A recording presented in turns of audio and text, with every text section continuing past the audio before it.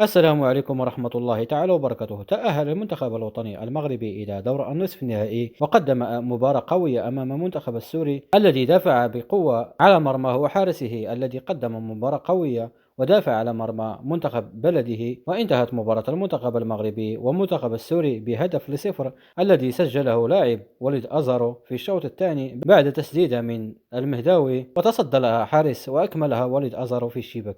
كانت مباراة صعبة تكتيكيا التي لعب بها منتخب السوري بكتلة دفاعية المنخفضة. وبهذا الفوز تأهل المنتخب الوطني المغربي إلى دور النصف النهائي من كأس العرب قطر 2025، وسينتظر المنتخب المغربي لمعرفة خصمه في دور النصف النهائي بين الفائز من مباراة المنتخب الجزائر ومنتخب الإمارات إن شاء الله. وهنا وصلنا إلى نهاية هذا الفيديو، ولا تبخلوا علي بالإعجاب والاشتراك. كان معكم أخوكم إبراهيم من قناة كسب للمعلومات. أستودعكم الله. السلام عليكم ورحمة الله.